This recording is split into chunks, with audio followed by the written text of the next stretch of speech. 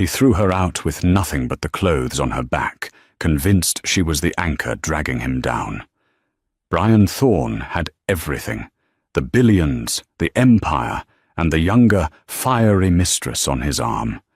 He thought the past was buried, but tonight, amidst the clinking crystal of the city's most exclusive restaurant, the past didn't just walk in. It arrived in a convoy of power. When Brian looked up and saw his pregnant ex-wife, glowing and untouchable, holding the hand of the one man he feared in the business world, his heart didn't just stop. It shattered. This isn't just a story about heartbreak. It's a story about the kind of revenge that doesn't need to scream to destroy you. The chandeliers at l'Orangerie were not made of glass. They were made of diamonds. Or at least, that was the rumor Brian Thorne liked to spread. It fit his narrative. He was the man who turned sand into gold, the tech mogul who had risen from the gritty streets of Chicago to the penthouse suites of Manhattan. Tonight, Brian sat at the best table in the house, the one reserved for royalty and presidents. Across from him sat Chloe, a 23-year-old model whose beauty was as undeniable as her lack of conversation. She was scrolling through Instagram, her perfectly manicured thumb hovering over photos of herself. "Put the phone away, Chloe," Brian said, his voice low but sharp. "We're celebrating. The merger with Kincaid Logistics went through. I'm officially the majority shareholder." Chloe looked up, her blue eyes wide but vacant. "Oh, right. Yay, baby. Does that mean we can get the villa in Como now? The one with the boat dock?" Brian swirled his vintage Pinot Noir, feeling a familiar, dull ache in his chest. It was the ache of boredom. "We can buy the whole lake if we want," he muttered, though the thrill of saying it was gone. 6 months. That's how long it had been since he divorced Emma. Emma. The name still tasted like ash in his mouth. She had been his college sweetheart, the woman who darned his socks when he couldn't afford new ones, the woman who stayed up all night proofreading his first business plans. But as Brian's bank account grew, Emma remained simple. She liked quiet nights. She wore comfortable shoes. She didn't know how to charm investors or command a room. Brian had convinced himself that he had outgrown her. He needed a symbol on his arm, not a partner. So, he had done it brutally. He remembered the day vividly. He had handed her the papers and a check, telling her she didn't fit his future. She hadn't screamed. She hadn't thrown a vase. She had simply looked at him with eyes full of a devastating sorrow, whispered, "You will learn the price of this, Brian," and walked out into the rain. "Brian, you're spacing out," Chloe whined, tapping her fork against her wine glass. "I ordered the lobster, but the waiter is ignoring me." "He's not ignoring you. He's busy," Brian snapped, his patience fraying. Suddenly, the ambient noise of the restaurant, the soft jazz, the murmur of conversation, the clinking of silverware, died down. It wasn't a gradual silence. It was an abrupt, collective inhale. Brian frowned. L'Orangerie was frequented by celebrities daily. A hush like this meant someone truly powerful had arrived. "Who is that?" Chloe asked, craning her neck. "Is that a movie star?" Brian turned his chair slightly to look toward the grand entrance. The maitre d', a man named Pierre who usually looked down his nose at everyone, was practically bowing. 2 figures walked in, flanked by 4 security guards, who moved with the silent lethality of trained military personnel. The man was tall, standing well over 6'2", wearing a bespoke charcoal suit that probably cost more than Brian's first car. He had salt and pepper hair and a jawline that looked carved from granite. Brian froze. He knew that man. Everyone in the business world knew him. It was Adrian Vance, the CEO of Vance Global, the man who owned the shipping lines Brian used, the satellites Brian rented, and the banks Brian borrowed from. Adrian Vance was old money, dangerous money. He was a shark that even other sharks swam away from. But it wasn't Adrian who made the blood drain from Brian's face. It was the woman holding Adrian's arm. She was wearing a floor-length gown of emerald green silk that clung to her curves before cascading to the floor. Her hair, once usually tied back in a messy bun, fell in lustrous, polished waves down her back. She wore a necklace of sapphires that caught the light, blazing like blue fire. It was Emma. But it wasn't the Emma he knew. The mouse was gone. This woman walked with her head high, her gaze sweeping the room with a serene, terrifying confidence. And then Brian saw it. The silk dress was tailored perfectly to accommodate the undeniable round swell of her stomach. She was heavily pregnant. Brian's grip on his wine glass tightened so hard the stem snapped. Red wine spilled over the pristine white tablecloth, looking disturbingly like blood. "Oh my God, Brian, look what you did!" Chloe shrieked, jumping back to avoid the splash. Brian didn't hear her. He couldn't hear anything but the roaring in his ears. Pregnant? She was at least 7 months along. He did the math instantly. 6 months since the divorce. 7 months pregnant. The room seemed to tilt. The baby. Was it his? Or had she moved on that quickly? As the host led Adrian and Emma through the restaurant, they had to pass Brian's table. Brian felt paralyzed, unable to look away. He expected Emma to shrink, to look down, to hide. Instead, as they neared, Emma's eyes locked onto his. There was no fear in them. There was no love either. There was only a cold, polished indifference, like looking at a stranger on a subway. Adrian Vance placed a protective hand on the small of Emma's back, leaning in to whisper something in her ear.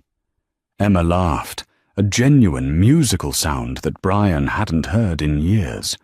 They breezed past him, leaving a scent of jasmine and expensive cologne in their wake. "Wait," Chloe whispered, eyes narrowing. "Isn't that your ex? The frumpy one?" Brian stared at the red stain spreading on the tablecloth. "Yes," he rasped, his voice sounding foreign to his own ears. "That's Emma."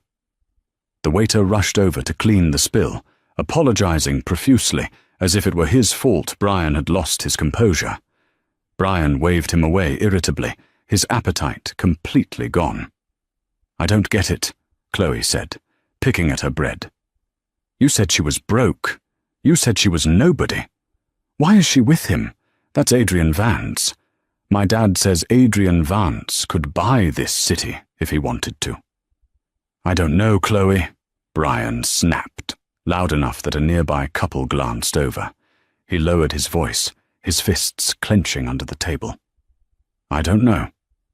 Across the room, Adrian and Emma were seated at the private alcove table, the one even Brian couldn't book.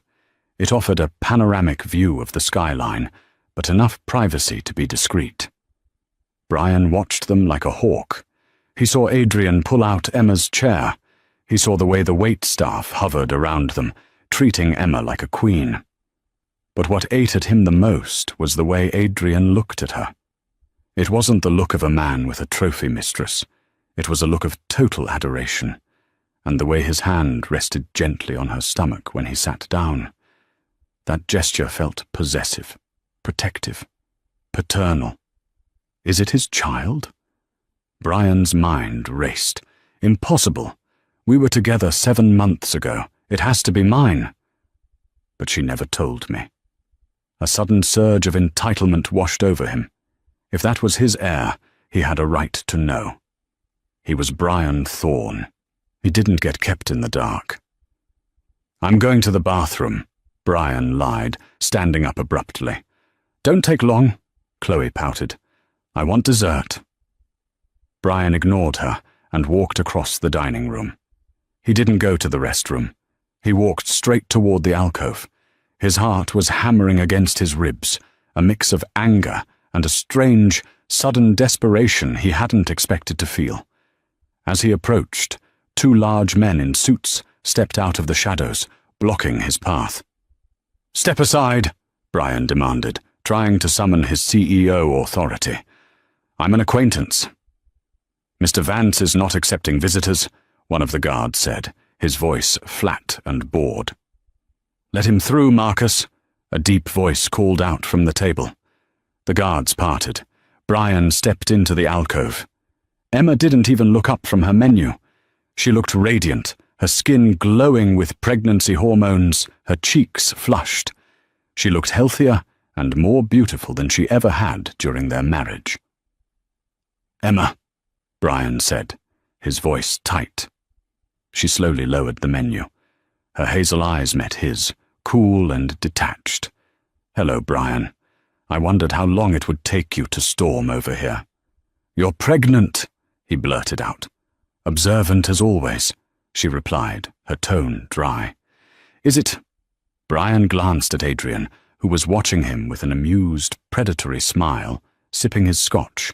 Brian looked back at Emma's stomach. "Is it mine?" Emma let out a short, incredulous laugh. "Yours?" "Brian, you gave up the right to ask that question the night you threw me out of our home at 11 p.m. because I lacked vision." "If that is my child, I have rights," Brian hissed, stepping closer. "I have lawyers who can—" "Sit down, boy," Adrian Vance spoke. He didn't shout. He didn't stand up. He just spoke, and the command in his voice was so absolute that Brian actually stopped mid-step. "Mr. Thorne," Adrian continued, swirling his drink, "you seem to be under a few misconceptions. Let me clear them up. First, do not raise your voice at my fiancé. It upsets the baby." "Fiancé?" The word hit Brian like a physical blow. "Second," Adrian said, his eyes hardening into steel, "regarding the paternity. You were so busy chasing your— What is she? An Instagram model? You were so busy chasing her during the last year of your marriage that you barely touched your wife. We both know the timeline, Brian. Don't embarrass yourself by pretending you were a present husband." Brian's face flushed red. He looked at Emma, searching for a crack in her armor. "Emma, tell him. Tell him who I am." "I told him who you were, Brian," Emma said softly. She placed a hand on her belly. "I told him you were the man who made me feel small, so you could feel big. I told him you were the man who said I was worthless." She reached out and took Adrian's hand, and then Adrian showed me that I was priceless. "You're with him for the money," Brian spat, his ego fracturing. "That's it, isn't it? You traded a millionaire for a billionaire. You're just a gold digger, Emma." The air in the alcove dropped 10 degrees. Adrian set his glass down. The sound was quiet, but it echoed like a gunshot. "Careful," Adrian whispered. "You are speaking to the chairwoman of the Vance Foundation, and unlike you, Brian, she didn't inherit her worth or steal it. She built herself back up from the ruin you left her in." At that moment, Chloe, having grown impatient, clattered over to the table in her high heels. She looked between the three of them, sensing the tension, but lacking the intelligence to read the room. "Babe, what's taking so long?"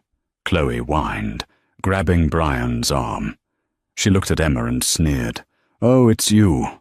Wow, you got fat. I guess the divorce didn't agree with you." The silence that followed was deafening. Emma didn't get angry. She smiled, a slow, pitying smile. "And you must be Chloe." Brian always did have a taste for things that sparkle but have no value. Chloe gasped. "Excuse me?" "You can have him," Emma said, turning back to her menu. "I've already discarded him.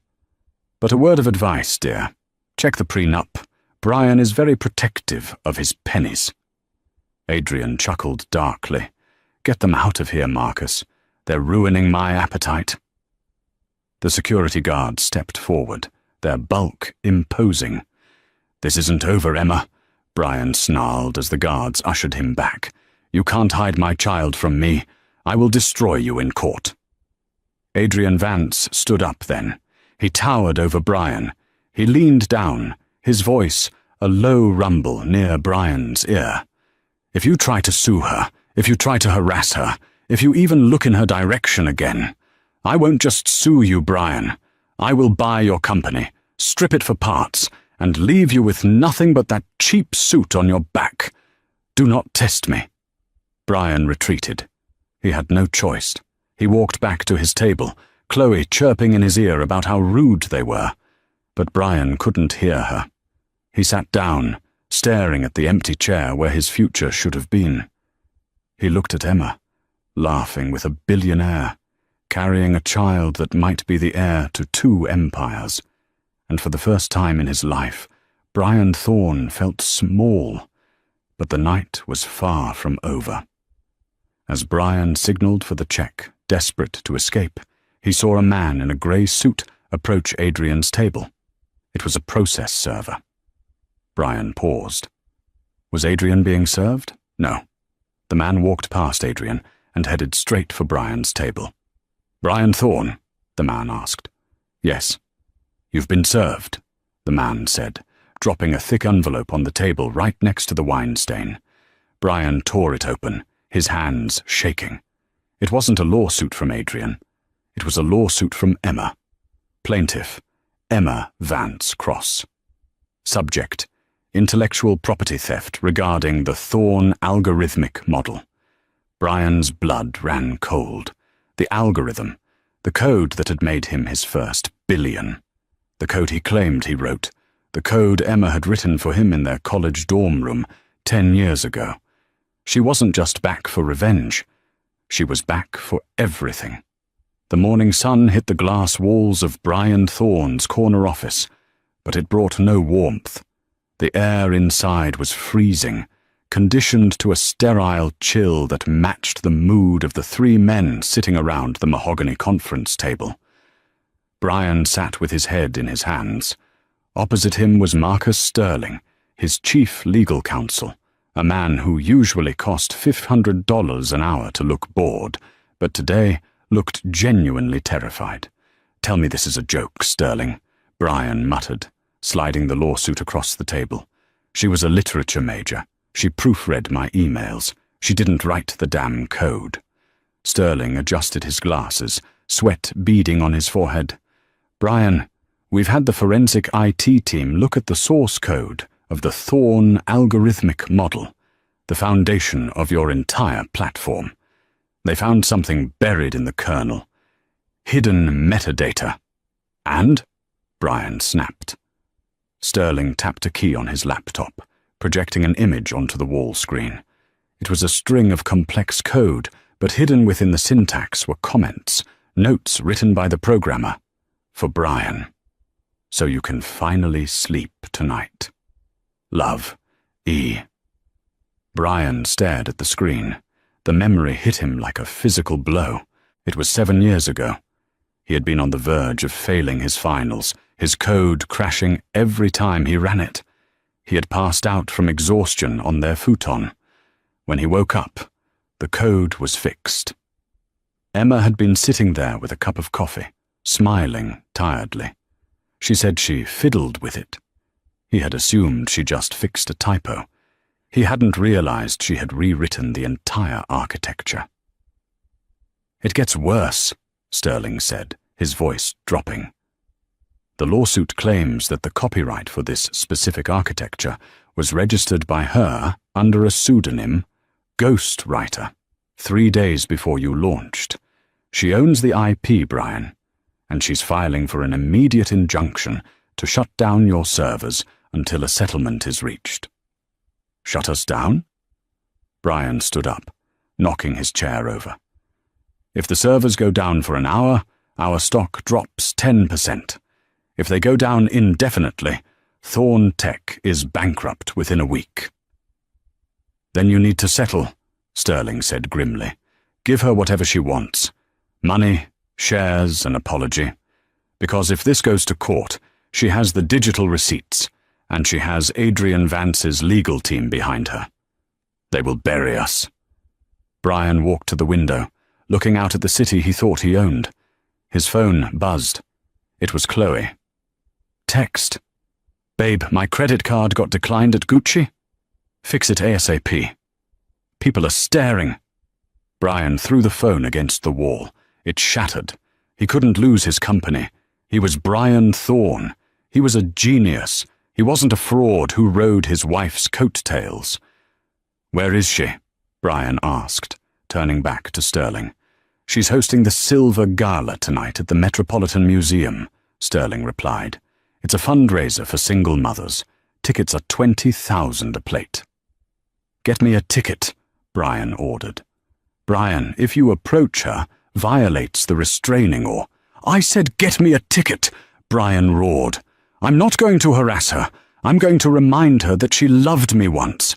Emma is soft. She's emotional. If I can just get her alone, away from Vance, I can talk her down. I can make her drop this. Sterling looked doubtful, but he picked up his phone. I'll try. But Brian, she doesn't look soft anymore. The Metropolitan Museum was transformed into a glittering wonderland of silver and white. The city's elite, politicians, heirs, tech moguls, drifted through the halls, champagne flutes in hand. Brian entered alone. He hadn't brought Chloe. He needed to look serious, repentant. He wore his most conservative suit, but he felt like an imposter in his own skin. Every whisper he heard seemed to be about him. Did you hear about Thorne Tech's stock dip today? I heard Vance Global is acquiring a massive stake in a new competitor. Brian pushed through the crowd, his eyes scanning for the emerald green dress. He didn't see green tonight. He saw silver. Emma was standing on a raised platform near the Temple of Dendur, speaking into a microphone. She wore a silver maternity gown that shimmered like liquid moonlight. She looked regal, untouchable, a queen addressing her subjects. And that is why the Vance Foundation is pledging $50 million to legal aid for women who have been wrongfully dispossessed in divorce settlements, Emma said, her voice clear and strong. The crowd erupted in applause. Brian felt a knot of nausea in his stomach. The fund was a direct shot at him. As Emma stepped down, surrounded by admirers, Brian made his move. He maneuvered through the crowd, ignoring the glares of people he had snubbed in the past. "Emma!" he called out, just as she was about to be whisked away by her security. She stopped. The crowd around them parted, sensing the drama. It was the showdown everyone had been gossiping about. Emma turned slowly. Adrian was not by her side for once. He was across the room speaking with a senator. This was Brian's chance. "Brian," she said, her expression unreadable, "you bought a ticket. That's generous. I assume the $20,000 is an advance on the alimony you owe me." Use of the word alimony made a few people chuckle. Brian stepped closer, lowering his voice to a desperate whisper. "Emma, please. We need to talk. Privately." "I have nothing to say to you that can't be said in front of a judge," she replied coolly. "It's about the company," Brian pleaded. "You're going to destroy it. Do you have any idea how many people will lose their jobs? I know you're angry at me, but don't take it out on my employees. That's not who you are. You're kind. You're the woman who saves stray cats." Emma's eyes flashed. The woman who saved stray cats died the night she slept in her car because her husband cancelled her credit cards. The crowd gasped. Brian paled. He had hoped no one knew about that. "I didn't know you had nowhere to go," he stammered. "I thought you went to your parents." "My parents are dead, Brian. You knew that. You just didn't care." She took a step closer to him, her voice dropping to a lethal whisper. "And as for your company, it's not your company. It's built on my code, my sleepless nights." My genius. You were just the face, Brian. And now I'm taking the mask off. Emma, wait, Brian said, reaching for her hand. What about the baby? If you destroy me, you destroy his inheritance. That child, he's mine, isn't he? Deep down, you know he needs his father. Emma looked down at Brian's hand on her arm, then back up at his face. She didn't pull away. She smiled, but it was a smile that didn't reach her eyes. You want to know about the baby, Brian? Yes, he breathed, thinking he had found an opening. I have a right to know. Okay, she said, her voice loud enough for the nearby circle to hear. The night you kicked me out, I had a gift box in my hand. Do you remember? Brian frowned, thinking back. Yes, she had been holding a small white box. He had knocked it out of her hand in his rush to get her out the door so Chloe could come over. I remember, he whispered. Inside that box was a positive pregnancy test and a pair of tiny booties, Emma said, her voice trembling slightly with suppressed rage. I tried to tell you. I tried to say, Brian, we're having a family. And you looked at me and said, take your trash and get out. Brian felt the blood drain from his face. The room spun. So don't stand here and pretend you care about fatherhood, Emma hissed. You abandoned your child before he was even born. And now? Now he has a father. A real man who held me while I cried, who went to every ultrasound, who built the nursery with his own hands. It's not the same, Brian argued weakly. Biology matters. Biology makes you a donor, Brian. Love makes you a father. Suddenly, a heavy hand landed on Brian's shoulder. It was Adrian Vance. He had crossed the room in seconds. Is there a problem here? Adrian asked, his voice calm but terrifyingly deep. We're just talking, Brian said, trying to shrug off the hand. He couldn't. Adrian's grip was like iron. It looked like you were upsetting my wife, Adrian said. She's not your wife yet, Brian spat, his jealousy flaring again. Adrian smiled. He reached into his pocket and pulled out a folded piece of paper. He tucked it into Brian's breast pocket. Read that when you get outside. It's a copy of the adoption papers. I legally adopted the child in utero 2 weeks ago, with Emma's full consent and the court's approval, due to proven abandonment by the biological progenitor. Brian stared at him, mouth agape. You can't do that. I'm Adrian Vance, he said simply. I can do anything. Now get out of my sight before I have security throw you down the front steps. Humiliated, defeated, and with the eyes of New York's elite burning into his back, Brian turned and fled. He stumbled out into the cool night air of Central Park. He reached into his pocket and pulled out the paper Adrian had given him. It wasn't just adoption papers. It was a DNA test result attached to the back. Subject, Brian Thorne. Result, 0% paternity probability. Brian froze. He read it again. 0%? He frantically scanned the document. Then he saw the medical note at the bottom. Note. Subject has a congenital condition rendering him sterile. Condition likely present since adolescence. Brian dropped the paper on the sidewalk. He wasn't the father. He had never been the father. He couldn't be a father. But if he was sterile, and Emma was pregnant, then who was the father? And then the realization hit him. The timeline. The business trips Emma had taken alone a year ago to the West Coast, where Vance Global's HQ was. She hadn't met Adrian 6 months ago. She had known him before. The rain in New York didn't wash things clean. It just made the grime slicker.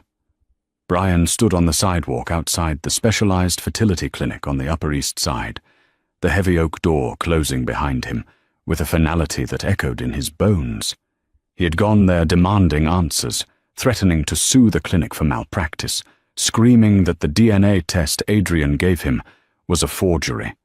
The doctor, an elderly man with zero patience for billionaires throwing tantrums, had simply pulled Brian's file from 20 years ago, a file from when Brian was hospitalized for a severe case of mumps complications as a teenager. "I told your parents then, Mr. Thorne," the doctor had said, adjusting his spectacles. "The damage was total. You have never been able to father children. We assumed you knew." Brian walked blindly through the rain, his expensive Italian leather shoes splashing into puddles. He hadn't known. Or maybe, deep down, he had ignored the signs. For 5 years, he had blamed Emma. Every month her period came, he would sigh, look at her with disappointment, and make a subtle comment about her clock ticking. He had made her feel broken. He had sent her to specialists, forced her to take hormones that made her sick, and shamed her when nothing happened. And the whole time, the broken one was him. He hailed a cab, his hands shaking. He needed to go home. He needed to explain to Chloe that... Chloe. The realization hit him. Chloe was only with him because he promised her the world. He promised her a dynasty. If she found out he was shooting blanks, and that his company was on the verge of collapse, she would be gone before the morning news. He arrived at his penthouse soaking wet. The place was a mess. There were shopping bags everywhere. Chanel, Hermes, Prada. Chloe was on the sofa, surrounded by open boxes, shouting into her phone. "I don't care if the card was declined. Run it again. Do you know who my boyfriend is?" She looked up as Brian entered, dripping on the marble floor. "Oh, finally. Brian, fix my black card. It's embarrassing me." Brian looked at her, really looked at her. She was beautiful, yes, but it was a plastic, hollow beauty. There was no warmth in her eyes, only hunger. "Chloe," he said, his voice hoarse, "pack your bags." She laughed, a sharp, brittle sound. "Excuse me? Are we going to Paris?" "No," Brian said, walking over and kicking a Chanel box across the room. "You are leaving. Get out." Chloe stood up, her face twisting into a sneer. "You can't be serious. You think you can just toss me out like you did your ex-wife?" "My ex-wife," Brian said, the words tearing from his throat, "was worth 10 of you. She built me. You just bleed me. Get out, Chloe. I'm done paying for your company." "Fine," she shrieked, grabbing a handful of jewelry from the table. "You're boring anyway. And for the record, Brian, everyone laughs at you. You think you're a king, but you're just a walking wallet. And I heard about the lawsuit. You're going to be poor, Brian, and poor doesn't look good on you." She stormed out, slamming the door so hard the walls shook. Brian was alone. He poured himself a drink, staring out at the city lights. He had destroyed his marriage for a woman who didn't love him. He had lost the only person who had ever truly believed in him. But then, the sadness turned into something darker. A cold, malignant anger began to rise. Emma knew. She must have known. If she was pregnant now, and the baby wasn't his, and he was sterile, that meant she had cheated.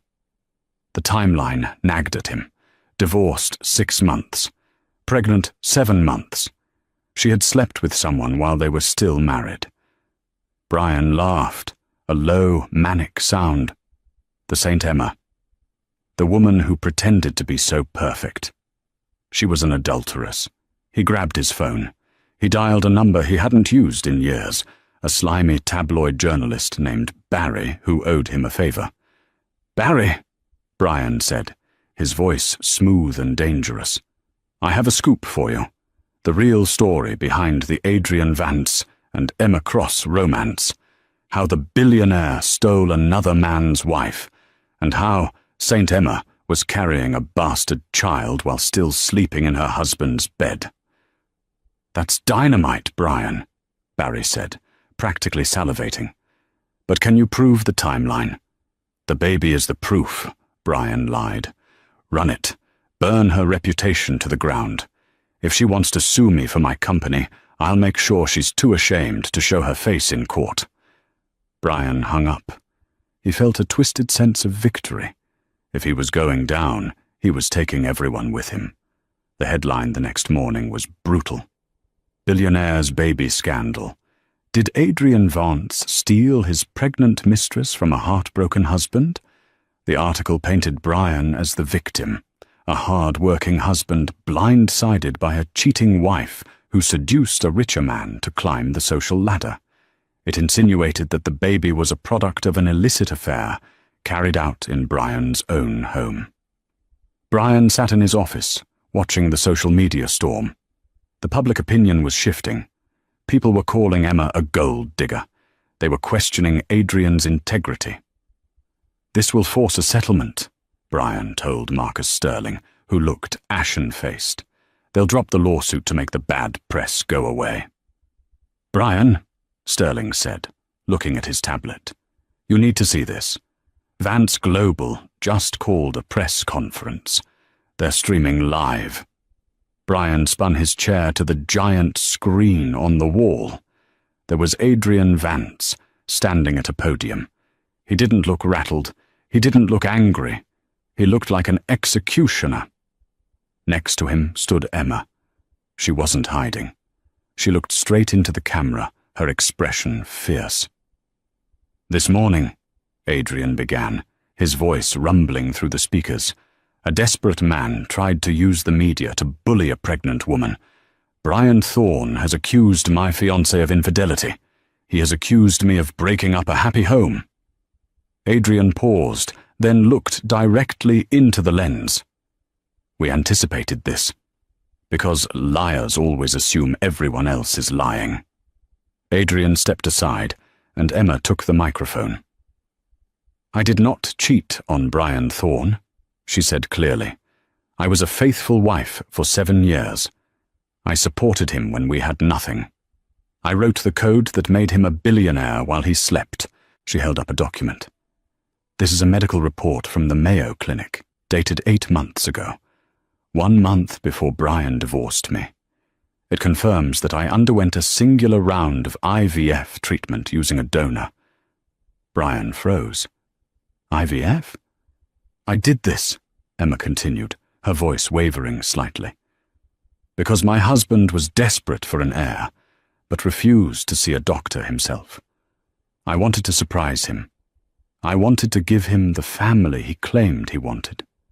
I paid for it with my own savings. I went through the injections alone." A hush fell over the room in the video and over Brian's office. "I found out the procedure was successful the day Brian served me divorce papers," Emma said, a tear finally escaping. "I tried to tell him. He didn't listen. He threw me out. I was pregnant, homeless, and alone. That is when Adrian Vance found me. He didn't steal me, Brian. You threw me away. He just picked up the treasure you were too blind to see." Adrian stepped back to the mic. "As for the business, Mr. Thorne seems to have forgotten something about the ghostwriter architecture he stole." Brian's stomach dropped. "Emma didn't just write the code," Adrian said with a dark smile.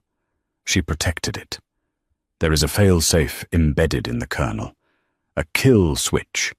It was designed to trigger if the unauthorized user, Brian, tried to tamper with the core files, which, according to our logs, his IT team did this morning in an attempt to hide the evidence of theft." Adrian looked at his watch. "The kill switch activates in 3, 2, 1. In Brian's office, the lights flickered. Then, the humming of the servers in the building died. Brian's computer screen went black. "Sir!" His assistant burst into the room, hysterical. "The platform is down! The app is down! Everything is offline! The code! It's just gone! It's deleting itself!" Brian frantically pounded on his keyboard. Nothing. Just a black screen with green text blinking in the corner. "Error. User unauthorized." "Goodbye, Brian. On the TV screen, Adrian Vance leaned in close to the microphone. Thorn Tech is now effectively a shell company with 0 assets. The stock is currently in freefall. I have already contacted the SEC to hand over evidence of Brian Thorn's embezzlement of company funds to pay for his mistress's lifestyle. Adrian's eyes were cold as ice. Checkmate, Brian. The feed cut. Brian sat in the silence of his dead office. His phone began to ring. It was the board of directors, then the SEC, then the bank. He didn't answer. He walked to the floor-to-ceiling window and looked down at the streets of Manhattan. He had wanted to be a king. He had wanted to be feared. He had gotten his wish. He was feared, as a cautionary tale. He watched as a black SUV pulled up to the curb far below.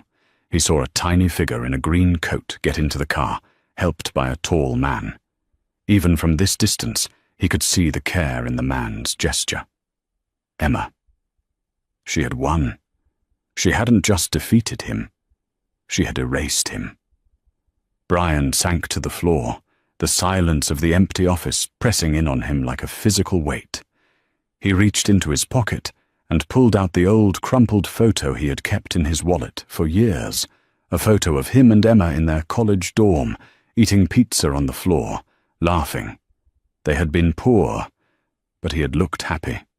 He realized now, with the crushing weight of total ruin, that that moment was the richest he had ever been, and he had traded it all for a diamond chandelier that wasn't even real. 3 years is a long time in the world of business. In 3 years, startups rise, empires fall, and names that once dominated headlines are swept into the dustbin of history.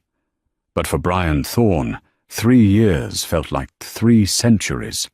The fall hadn't been quick. It hadn't been the clean, swift execution he had hoped for when the screen in his office went black. It was a slow, agonizing dismantle. The SEC investigation dragged on for 18 months, a public flaying that stripped him of every layer of dignity he possessed. They took the penthouse first, then the cars, then the art collection. He remembered the day the marshals came for his watch collection. He had stood there, watching a man in a cheap windbreaker handle his Patek Philippe, the one he bought when he made his first 10 million, and toss it into an evidence bag like it was a plastic toy. That was the moment Chloe left. She didn't even pack a bag. She simply called an Uber, looked at him with eyes devoid of anything resembling love, and said, "You're bad for my brand, Brian." Now, 3 years later, Brian stood shivering on the sidewalk of East Wacker Drive in Chicago. The wind off the lake was a physical assault, a biting, wet cold that seeped through the thin fabric of his polyester uniform. He wasn't Brian Thorn, the tech mogul, anymore. He was Jules, the bottom-rung valet at the Grand Plaza Hotel. "Hey, Jules, wake up!" The shout came from Manny, the 20-year-old valet captain who spent most of his shift vaping and checking TikTok. Manny didn't know who Brian used to be. To Manny, Brian was just the quiet, grey-haired guy who was too slow on the sprint and too shaky with the keys. "I'm awake," Brian muttered, stomping his feet to get the feeling back in his toes. His cheap black shoes were leaking. The slush from the street had soaked his socks hours ago. "Big night tonight," Manny said, blowing a cloud of strawberry-scented smoke into Brian's face. "The Future of Tech Gala. We got VIPs coming out the ears. Don't scratch anything, old man. These cars cost more than your life." Brian flinched. The Future of Tech Gala. 5 years ago, he had been the keynote speaker at this very event. He remembered the applause.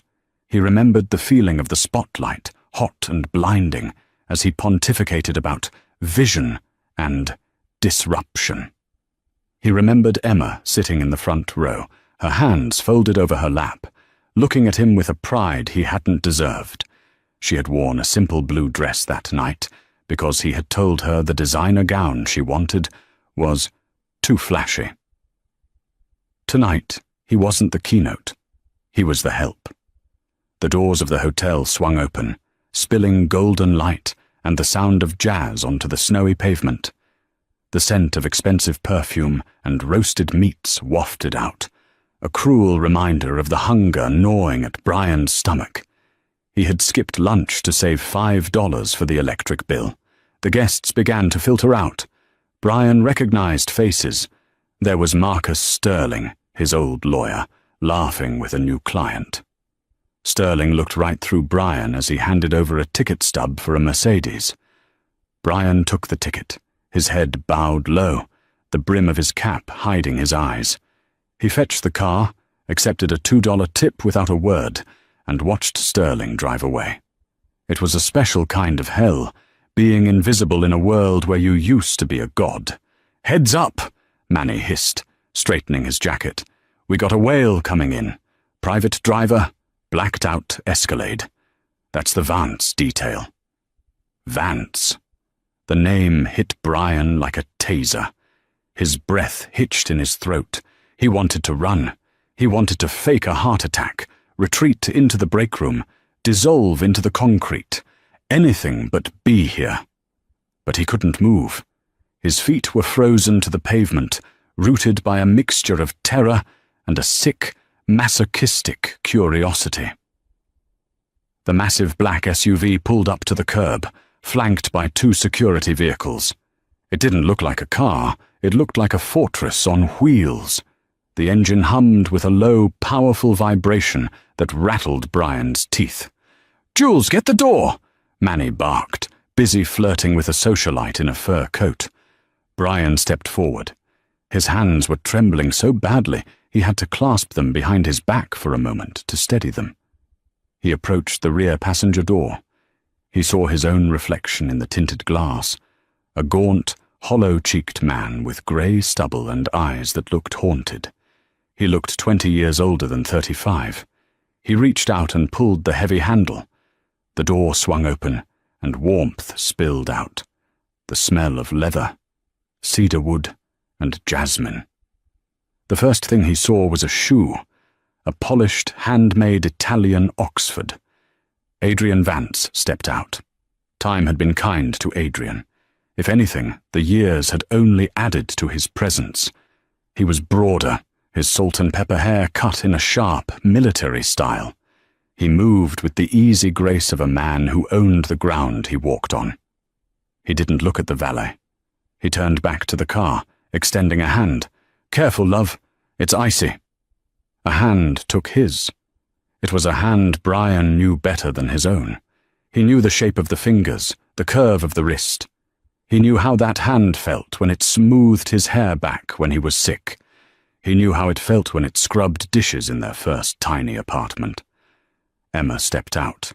Brian felt the air leave his lungs. She was magnificent. The mouse was gone. The woman standing before him was a queen. She wore a floor-length gown of deep crimson velvet that hugged her figure, topped with a white coat that looked like soft snow. Her hair was styled in loose, glamorous waves, and diamonds sparkled at her throat. Not the gaudy, flashy kind Chloe used to demand, but elegant, timeless stones. But it wasn't the clothes, it was her face. The lines of worry that had defined her during their marriage were gone, replaced by a serenity that made her glow. She looked rested. She looked loved. "Wait for me!" A small voice chirped from inside the car. Brian froze. A little boy, no older than 3, scrambled to the edge of the seat. He was bundled up in a miniature navy peacoat and a red scarf.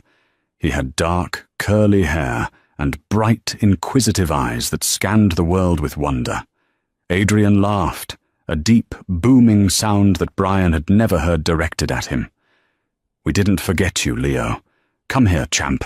Adrian scooped the boy up effortlessly, settling him onto his hip. The boy giggled, wrapping his small arms around Adrian's neck. "Did you see the robot, Daddy?" the boy asked excitedly. "The one with the lasers?" "I did," Adrian replied, kissing the top of the boy's head. "But I think you liked the dessert table better." "I like cookies," Leo declared solemnly. Emma laughed, brushing a snowflake off the boy's nose. "You are definitely your father's son. A sweet tooth and an eye for lasers. Your father's son." The words echoed in Brian's head, bouncing around the empty cavern of his soul. Your father's son. Leo wasn't Brian's. He could never be Brian's. The DNA test had been the final nail in the coffin of Brian's ego. He was sterile. He was a genetic dead end. All his talk of legacy, of a dynasty, of the Thorn name. It had all been a farce. The real legacy was standing right in front of him. A happy, healthy child raised by a man who hadn't needed to demand respect to earn it. Brian stood by the open door, paralyzed. He knew he should close it. He knew he should step back, fade into the shadows. But he couldn't look away from the boy. Leo had Emma's nose. He had Emma's smile. Suddenly the boy looked at him. Leo's eyes locked onto Brian. The child didn't see a failure. He didn't see a bankrupt fraud. He just saw a man in a funny hat standing in the snow. "Hi," Leo said, waving a mittened hand. The sound of the boy's voice shattered Brian's composure. Tears pricked his eyes, hot and sudden. He tried to speak, to say hello, but his throat had closed up. Emma turned. She followed her son's gaze. Her eyes landed on the valet. For a heartbeat, nothing happened. The snow fell silently around them. The city noise faded away. Then, recognition dawned. It wasn't dramatic. She didn't gasp. She didn't clutch her pearls. Her eyes simply widened a fraction. She took in the cheap uniform, the wet shoes, the grey hair, the badge that read Jules. Brian braced himself. He expected her to sneer. He expected her to laugh. He expected her to tap Adrian on the shoulder and say, "Look, darling, look at the trash." He almost wanted her to. He deserved the anger. Anger would mean he still mattered, even negatively. But Emma didn't get angry. Her expression softened. Her shoulders dropped slightly. She looked at him with a profound, crushing sadness. It was the look you give a stray dog that has been kicked too many times to be approachable. It was pity. Pure, indifferent pity. She didn't say his name. She didn't acknowledge their past. She didn't ask him how he was. She simply turned her head back to her husband and son. "It's freezing, Adrian," she said softly. "Let's get Leo inside the jet. He's shivering." "Right away," Adrian said. He turned to Brian. Adrian didn't recognize him. To Adrian Vance, Brian Thorn was a footnote, a minor antagonist in the first chapter of his life with Emma. He was so insignificant that he didn't even register as familiar. "Good service," Adrian said, his voice brisk but kind. He reached into his coat pocket and pulled out a bill. He pressed it into Brian's hand. "Stay warm," Adrian said. Brian looked down. It was a crisp, new $100 bill. Benjamin Franklin stared back at him, mocking him. "Thank you, sir," Brian whispered. His voice was a broken rasp, unrecognizable even to himself. Adrian nodded and turned away, guiding his family toward the private entrance of the hotel where their car would take them to the airfield. "Bye-bye," Leo called out over Adrian's shoulder, waving his mitten again. Brian raised a shaking hand and gave a small, weak wave back. "Bye," he mouthed. He watched them walk away. He saw Adrian lean down and whisper something to Emma, and he saw Emma lean her head onto Adrian's shoulder. They moved as a unit, a solid, unbreakable circle of warmth and love. They were a family, and Brian was just the man who opened the door.